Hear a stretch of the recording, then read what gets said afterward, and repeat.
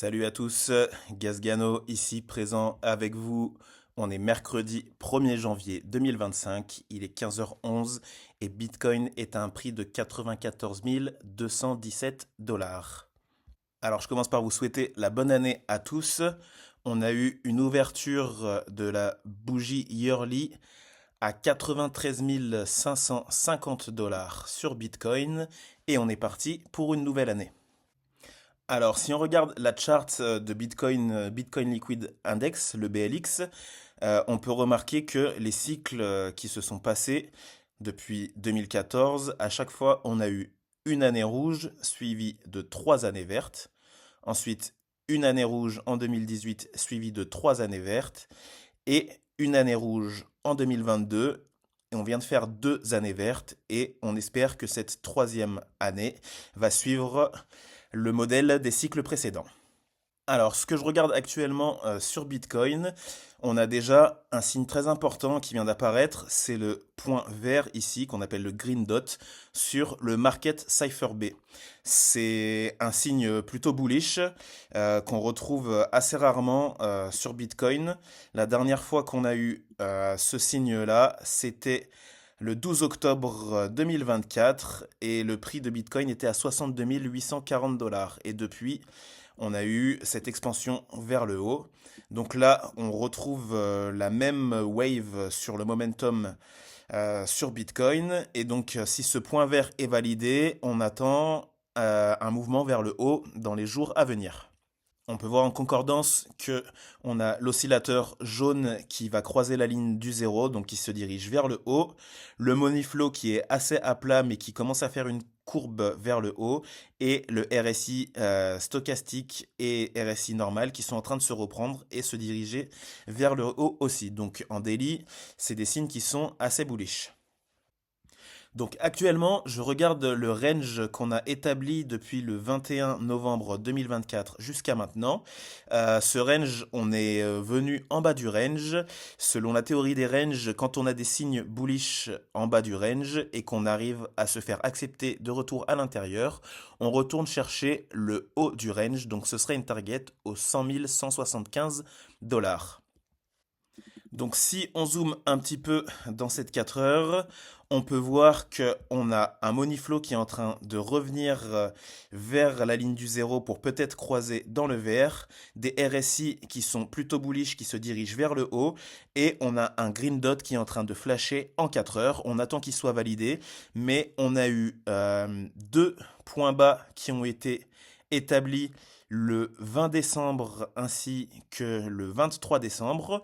Et qu'est-ce qu'on a fait là en fin d'année? On est venu chercher la liquidité juste en dessous de ces deux points bas et on est en train d'essayer de repartir à l'attaque. Donc de ce range, on est retourné dedans pour voir peut-être aller rechercher les targets en haut de ce range.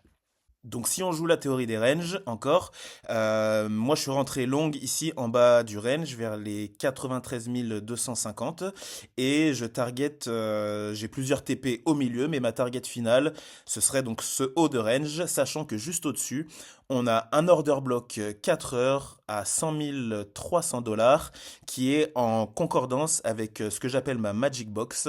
Donc j'aurai des vidéos où je vous explique qu'est-ce que c'est, comment ça fonctionne et je vous assure que ça fonctionne très bien.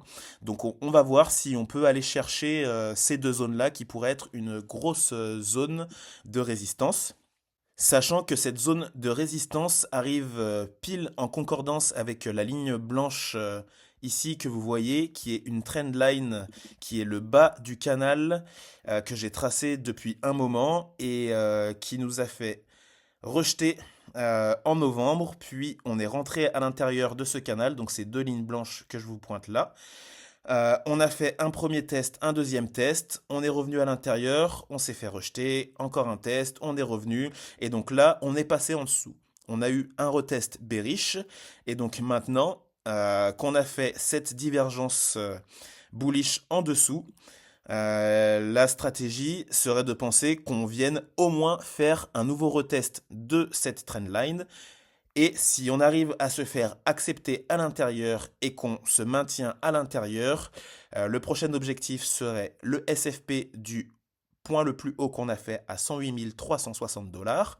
et ensuite, pourquoi pas, aller chercher le haut du range. Donc ça nous donne des targets aux alentours des 118 120 000 dollars sur Bitcoin. Donc on va aller étape par étape sur ce trade, car comme j'aime le répéter souvent sur cette chaîne, on se prétend pas prof, donc on donne pas de leçons. On regarde ce que les charts nous disent et on agit en fonction. Et donc pour aller à l'inverse de ce trade, je vois qu'on a une trendline avec ces deux touches qu'on a faites, donc celle du 20 décembre, puis celle qu'on a fait récemment le 30 décembre.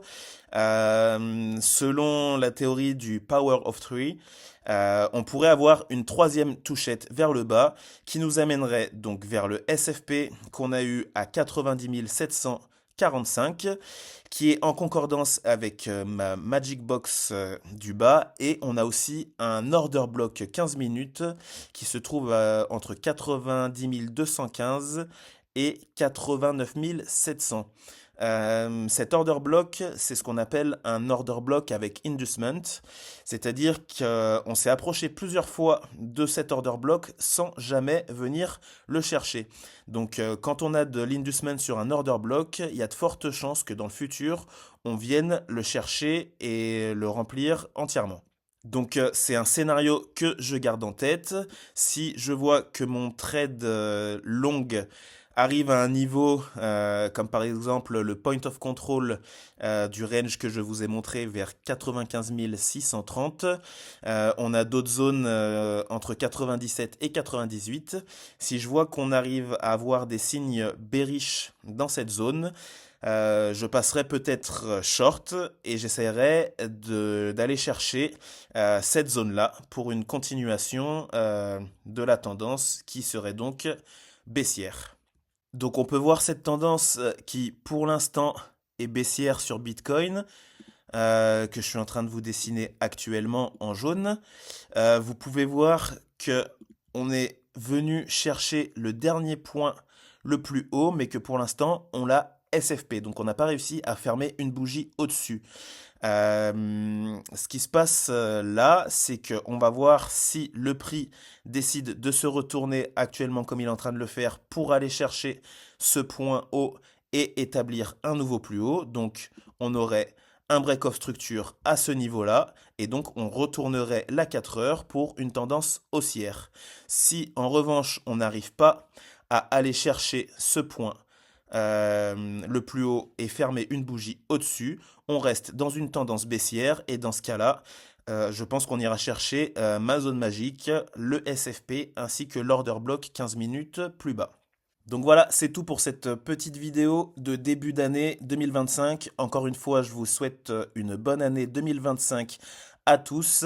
N'hésitez pas à liker la vidéo, à vous abonner sur ma chaîne. Si vous avez des altcoins que vous souhaitez voir analyser, n'hésitez pas à les mettre en commentaire. Je vous souhaite une bonne journée à tous. À très bientôt, c'était Gazgano.